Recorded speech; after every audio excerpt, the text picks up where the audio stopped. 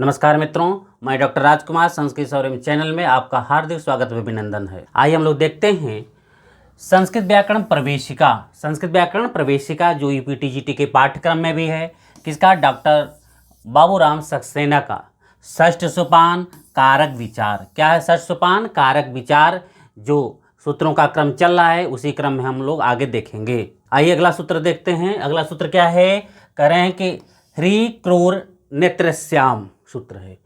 यह सूत्र किससे संबंधित है? यह सूत्र द्वितीया विभक्ति से संबंधित है।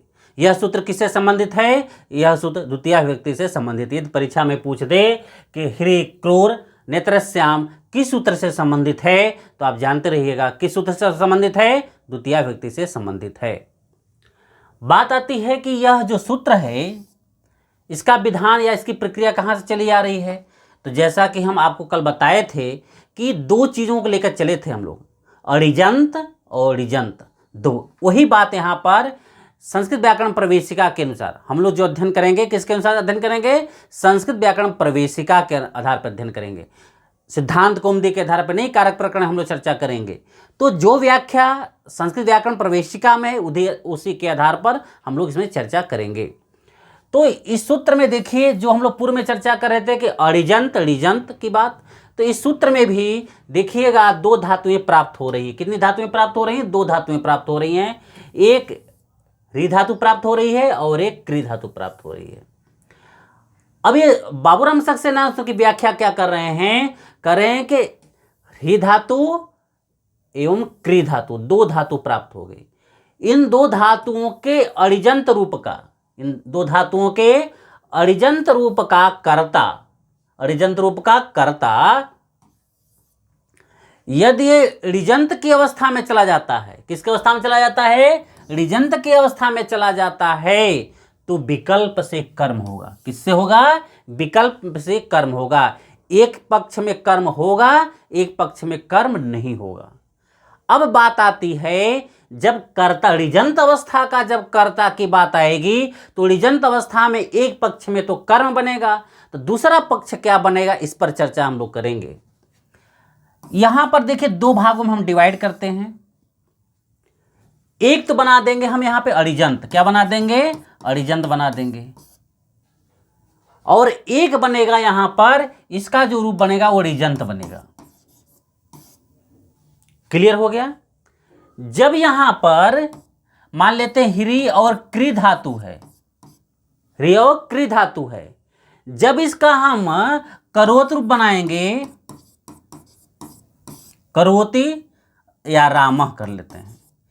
ये जो कर्ता है करोति अणिजंत का जो कर्ता रामः शब्द है, क्या यह ऋजंत की अवस्था में यदि जाएगा, अर्थात ये कार्यत जब बन जाएगा, क्या बनेगा? कार्यति। तो यह जो रामः शब्द है, एक पक्ष में तो मान लेंगे हम कर्म हो गया, तो बन जाएगा रामम। क्या बन जाएगा यहाँ पे? रामम बन जाएगा। जब कर्म की बात हो गई तो क्या बन गया? रामम। एक पक्ष में तो हम बना लिए रामम। अब जब विकल्प की बात हो रही तो एक पक्ष में क्या होगा? जब विकल्प का अर्थ होता है कि दो पक्ष, विकल्प मान होगा और अथवा नहीं होगा, तो एक पक्ष में तो हम मान लिए रामम बन गया। किंतु जब एक पक्ष में राम, दूसरा पक्ष क्या बनेगा, ये आपको चर्चा की बात है। वो क्यों दूसरा? क्या यह राम शब्द है, क्या राम ही रह जाएगा कि और कोई विभक्ति लगेगी? आपको बताना है। क्या ये रामा यहां आ जाएगा? ऋजंत अवस्था में भी एक पक्ष में कर्म होगा, दूसरे पक्ष में कर्ता क्या प्रथमांत ही रहेगा कि कोई अन्य विभक्ति रहेगी? तो आप जानते रहिएगा, जो ऋजंत की बात है, ये क्या है? ऋजंत है और अणिजंत है। अणिजंत की जो कर्ता है, अणिजंत धातु का जो कर्ता राम है, वह एक वचन प्रथमा का है। किंतु यही राम यदि ऋजंत अवस्था में जाएगा तो एक पक्ष में कर्ता को तो हम कर्म कर देंगे, किंतु एक पक्ष में जब कर्ता कर्म हो गया और जब नहीं होगा, तब वहां सीधे क्या हो जाएगा? कर्ता तृतीया विभक्ति हो जाएगा। कर्ता में क्या हो जाएगा? तृतीया विभक्ति हो जाएगा। ये जानते रहिएगा। तो कर्ता में क्या हो जाएगा? तृतीया बन जाएगा रामेण। क्या बन जाएगा? रामेण। तो दो रूप बन जाएगा, एक तो बने कार्यति रामम, एक बनेगा कार्यति रामेण। ये ध्यान देना है। विकल्प यदि परीक्षा में पूछ दे, परीक्षा में कि करोति रामः, या कुछ पूछ दे करोति रामः, इसका ऋजंत रूप में क्या शुद्ध होगा? ऋजंत रूप में क्या शुद्ध होगा? दे दिया कार्यति रामम, कार्यति रामेण, कार्यति रामात। तो अब आप कार्यति रामः, अब इसका ऋजंत, जो ऋजंत अवस्था में क्या बनेगा शुद्ध, इसको जानना है। तो ऋजंत अवस्था में जो बनेगा रामम भी बनेगा और रामेण भी बनेगा। यहाँ तक क्लियर हो गया? इसी बात को आइए हम लोग समझते हैं। यहाँ तक क्लियर हो गया कि ऋजंत अवस्था का जो अऋजंत का जो कर्ता है, ऋजंत अवस्था में जो कर्म बनेगा, और एक पक्ष में विकल्प का हो गया, एक पक्ष में क्या बनेगा? कर्म बन जाएगा, और एक पक्ष में क्या बन जाएगा? करण बन जाएगा। क्या बन जाएगा? करण, अर्थात कर्म अर्थात द्वितीय व्यक्ति। कर्म मीन्स द्वितीय व्यक्ति हो गया, और करण मीन्स तृतीय व्यक्ति हो गया। क्लियर हो गया? अब ये करें, ये जो कर्ता है, यह कर्ता प्रथमा व्यक्ति में होगा। कब? जब यह अऋजंत का रूप होगा। जैसे करोति, इस प्रकार से यदि रूप बनता है, करोति का कर्ता, यदि ये करोति जो अऋजंत है, करोति यदि यह ऋजंत अवस्था में प्राप्त होता है, तो यह कर्ता जो है क्या है? यह कर्ता एक पक्ष में कर्म हो जाए द्वितीय व्यक्ति, एक पक्ष में करण हो जाएगा। यही कर्ता चेंज हो जाएगा ऋजंत की अवस्था में, एक कर्म हो जाएगा एक करण हो जाएगा। क्लियर हो गया? यहाँ पर उसी को यहाँ पे बता रहे हैं कि ह्री और कृ धातु के अऋजंत रूपों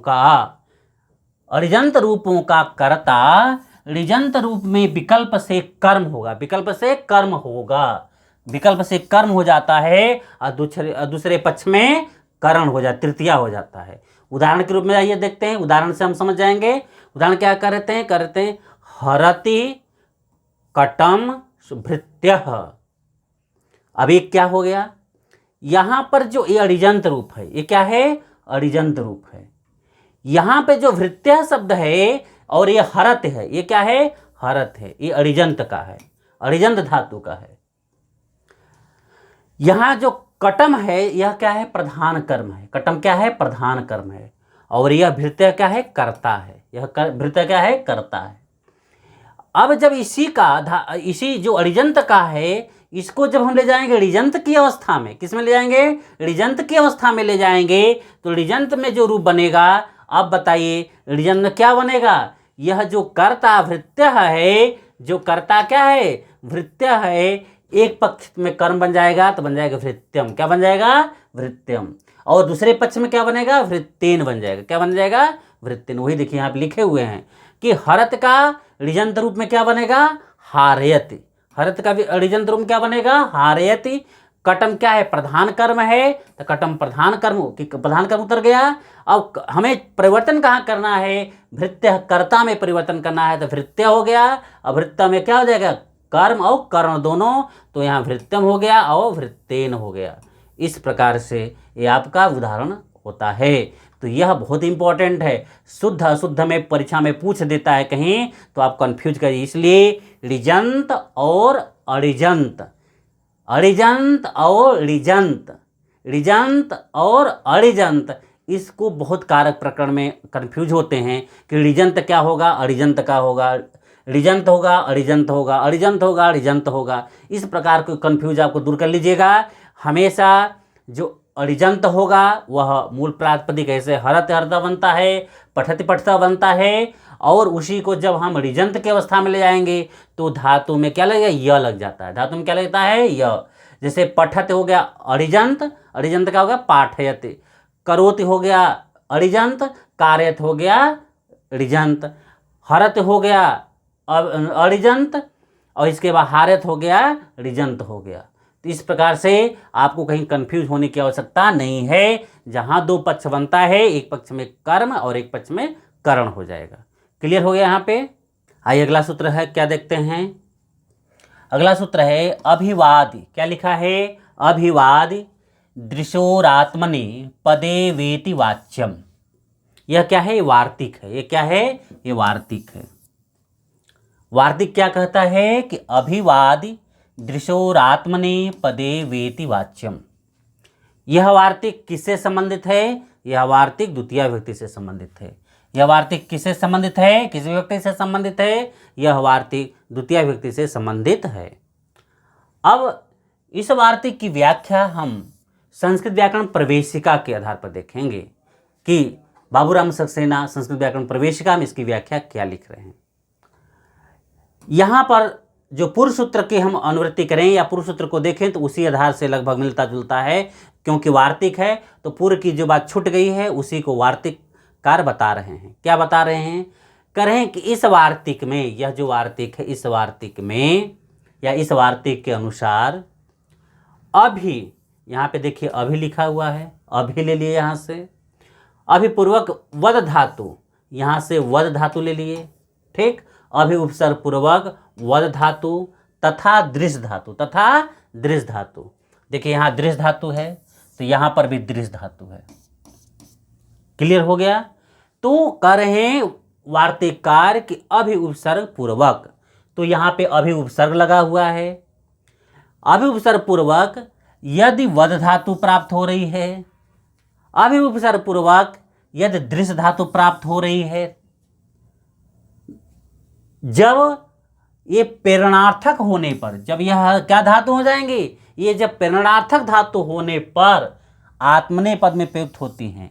जब यह प्रेरणार्थक होकर के क्या होकर, प्रेरणार्थक होकर के ऋजंत होकर के, प्रेरणार्थक होकर ऋजंत होकर के जब यह धातु आत्मनेपद में प्रयुक्त होती हैं, किस में प्रयुक्त होती हैं, आत्मनेपद में होती हैं, परस्मय पद में नहीं। जब ये धातु दोनों अभी उपसर्ग पूर्वक विद धातु, अभी उपसर्ग पूर्वक विद धातु, अभी उपसर्ग पूर्वक दृश्य धातु, कौन सी धातु, दृश्य धातु, ये दोनों धातु जब प्रेरणार्थक होकर के ऋजंत होकर के यह जब आत्मनेपद का रूप लेती है, किसका रूप लेती है, आत्मनेपद का जब रूप लेती है धातु, तब कर्ता विकल्प से कर्म हो जाता है। कर्ता क्या होता है, जो कर्ता अभी उपसर्ग पूर्वक वद धातु, अभी उपसर्ग पूर्वक दृश्य धातु का, ये धातु का कर्ता विकल्प से क्या हो जाता है, विकल्प से कर्म हो जाएगा, विकल्प से क्या हो जाएगा, कर्म हो जाएगा। अर्थात प्रेरणार्थक का अर्थ होता है ऋजंत अवस्था, और यहाँ पर जो सामान्य दे रहे हैं कि अभी उपसर्ग पूर्वक वद धातु, अभी उपसर्ग पूर्वक दृश्य धातु,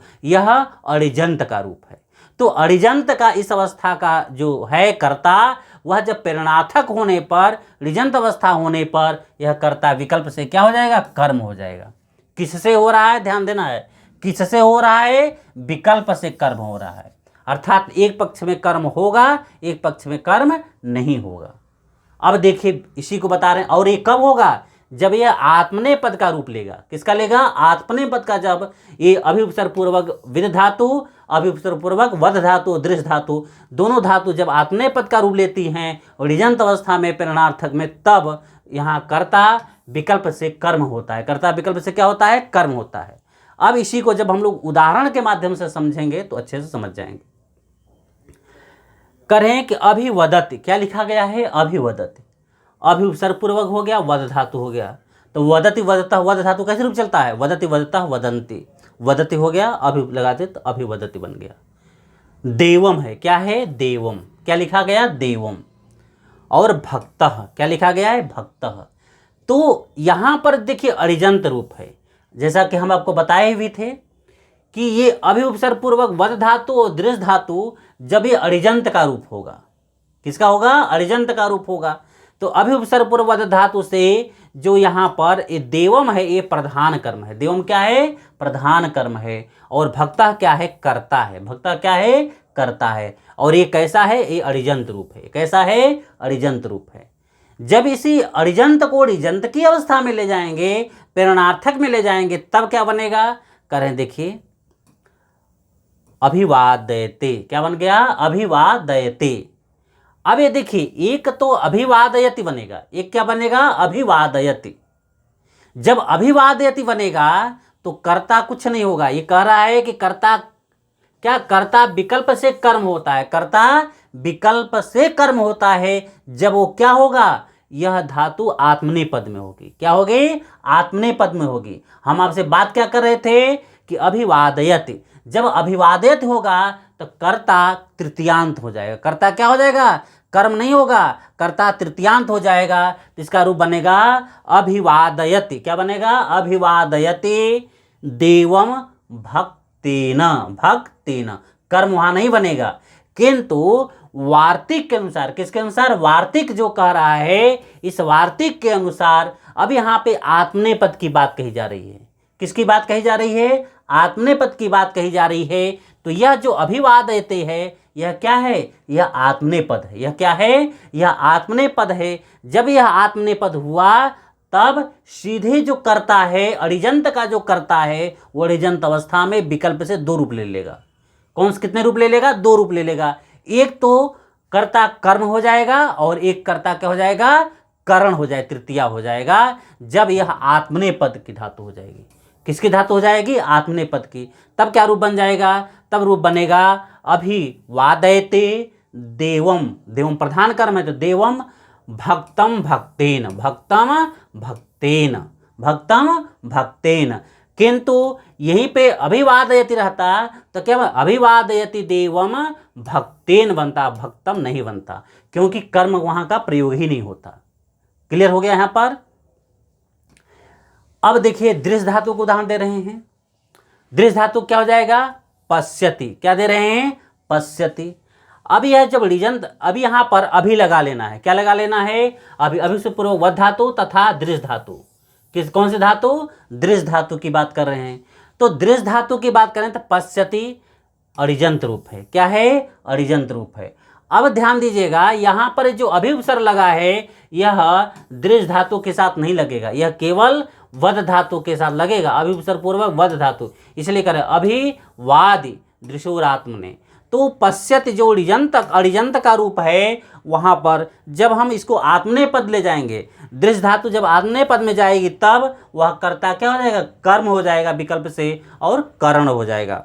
तो बन जाएगा दर्शयते देवम प्रधान कर्म है, भक्तम भक्तेन व ऋजंत रूप में, ऋजंत रूप में क्या बन जाएगा, भक्तम भक्तेन बन जाएगा।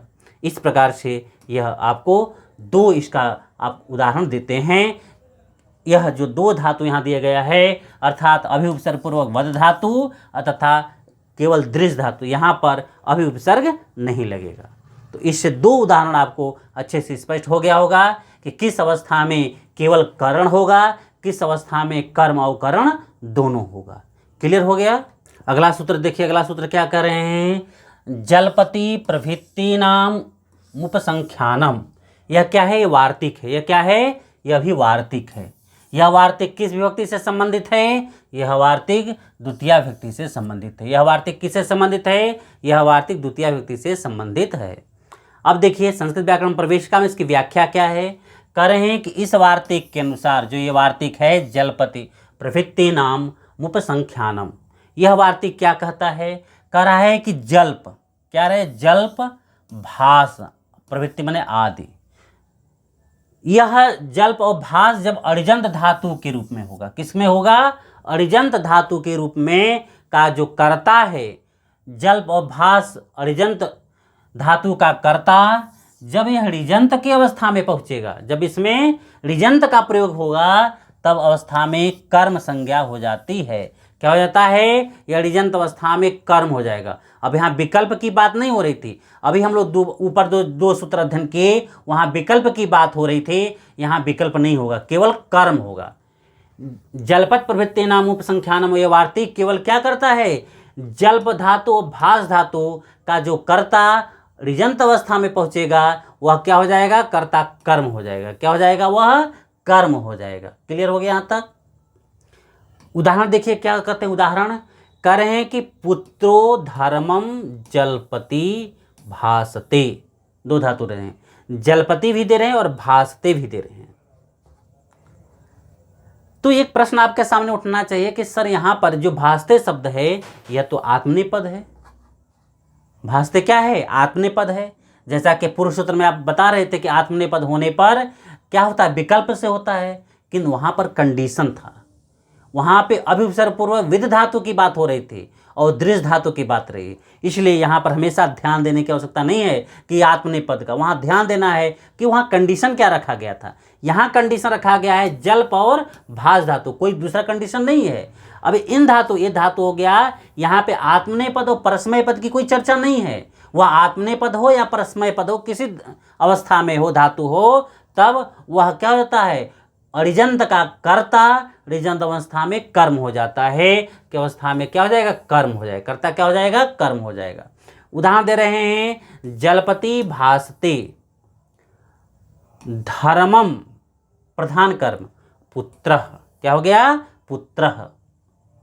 जब इसको हम अड़िजंत को ऋजंत की अवस्था में ले जाएंगे, ऋजंत का प्रयोग करेंगे, तब बन जाएगा जलपति का जलपयति, य लग जाएगा, भासते भास्यति, भासते का भास्यति। अब करें धर्मम, यहां पर धर्मम क्या है, वह धर्मम, क्या है, धर्मम। पुत्रम क्या हो गया, पुत्रम हो गया। यहां पे पुत्र क्या था, यहां पे पुत्र प्रथमांत था, यहां पे कर्म हो गया, देवदत्त, क्या हो गया, देवदत्त। देवदत्त का हम आक्षेप कर लिए यहां से, किंतु क्या हो गया, यहाँ पे जलपयति भास्यति धर्मम पुत्रम, कर्ता को क्या हो गया, द्वितीय व्यक्ति हो गया, कर्म हो गया।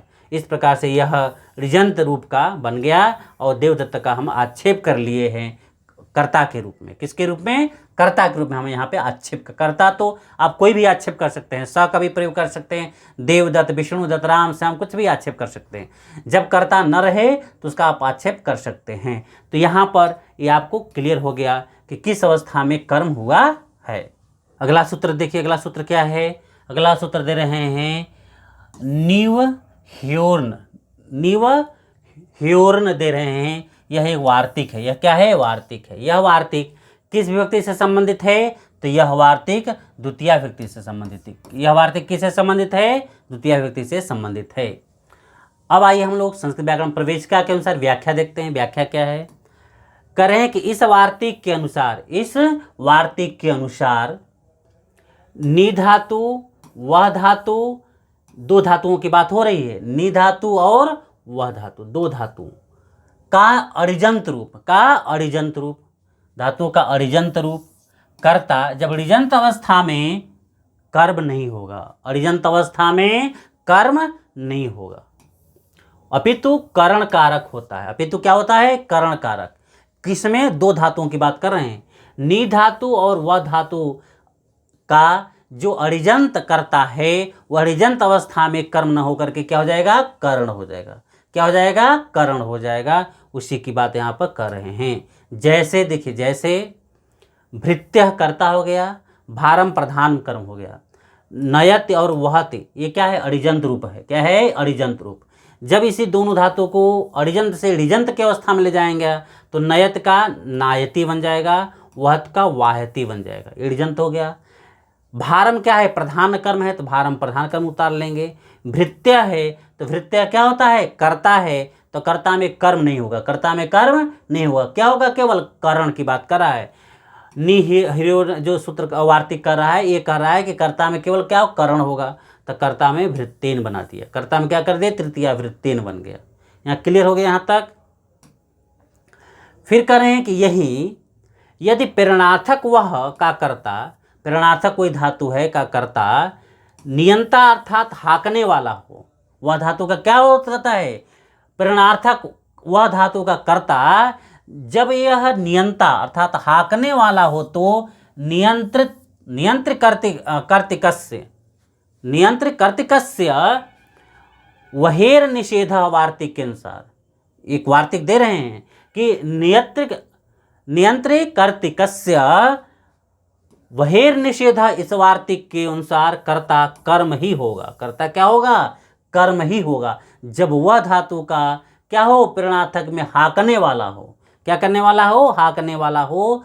तब कह रहे हैं कि नियंत्र कर्तिकस्य वहेर निषेध, इस वार्तिक के अनुसार कर्ता क्या हो जाएगा, कर्म हो जाएगा। क्या हो जाएगा, कर्म। अब देखिए वाहा क्या दे रहे हैं, वाहा रथम वहंती, ये अड़िजंत का रूप है।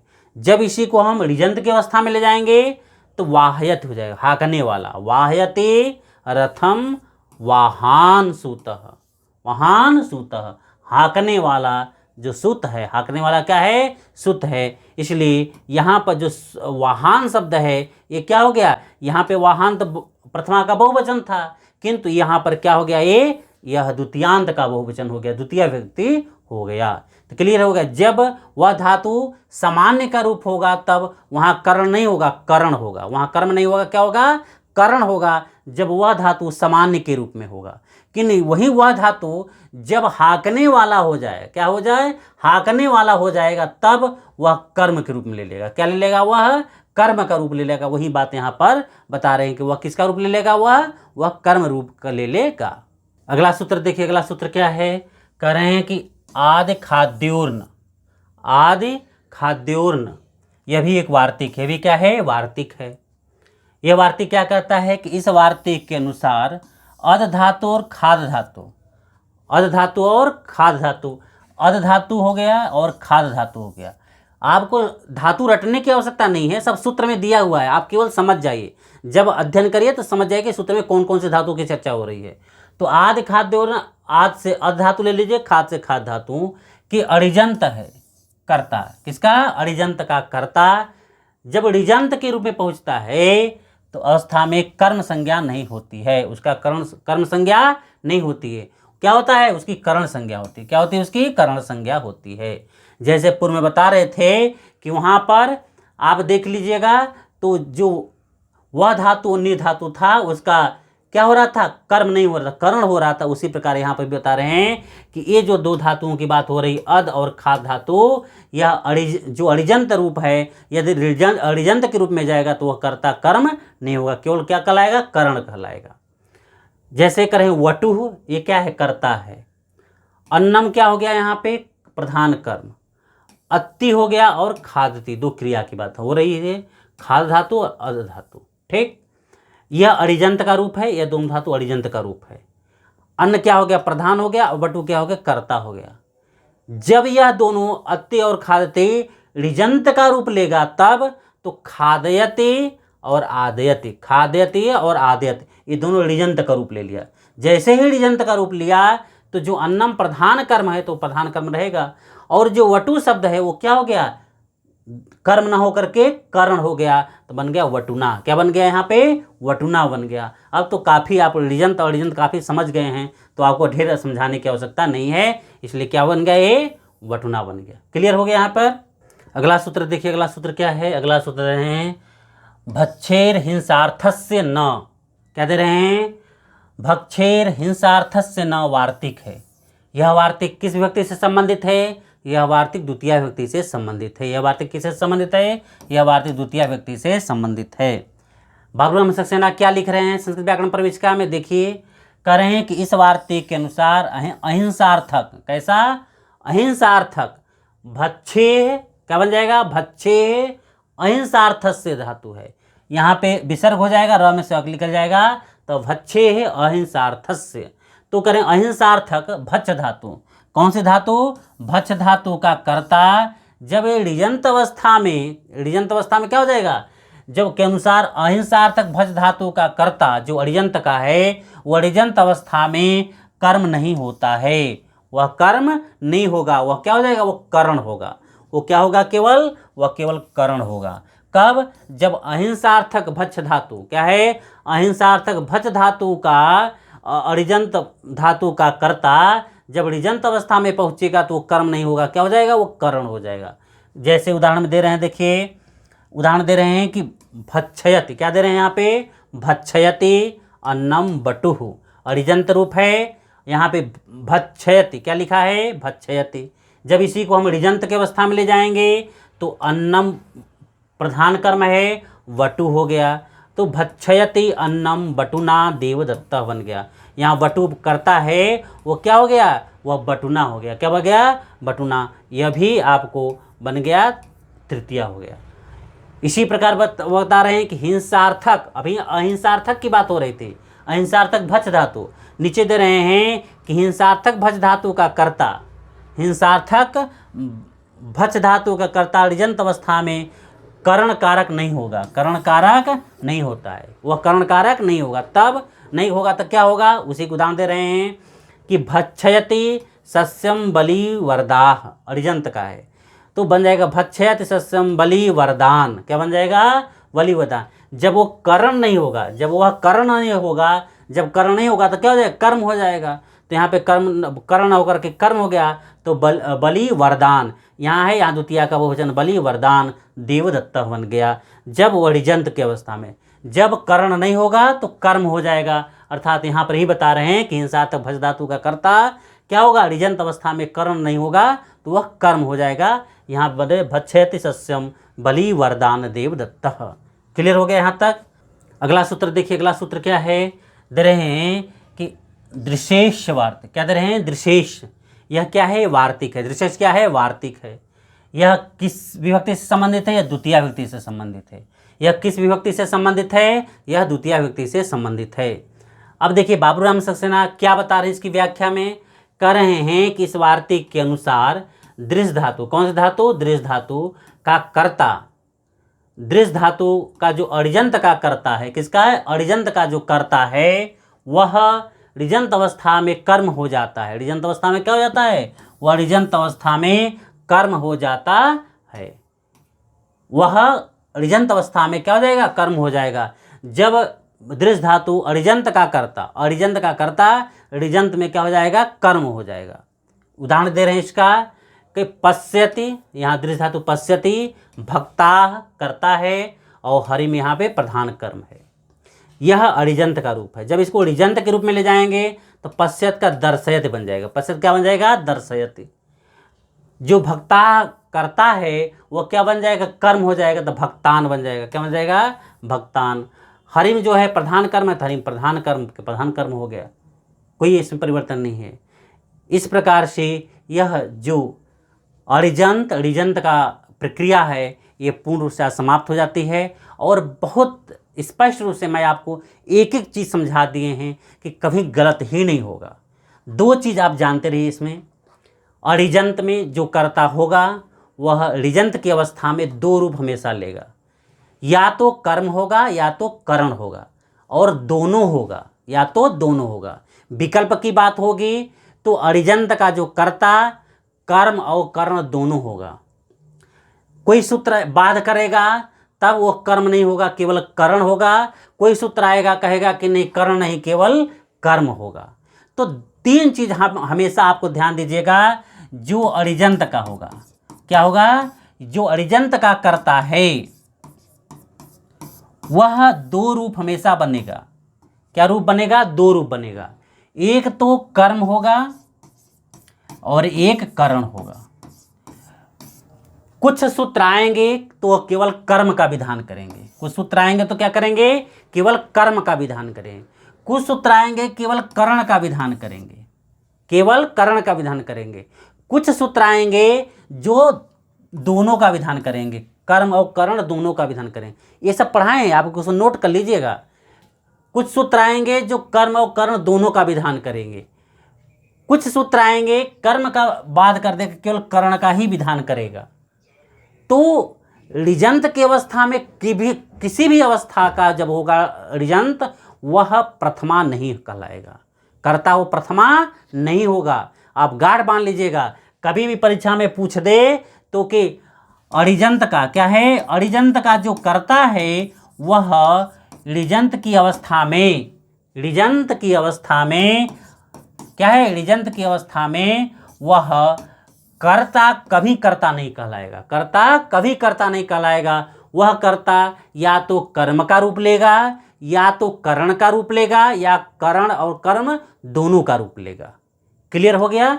या तो कर्म का रूप लेगा या तो कर्ता, यह कर्ता या तो कर्म का रूप लेगा या तो कर्ण का रूप लेगा या तो दोनों का रूप ले लेगा।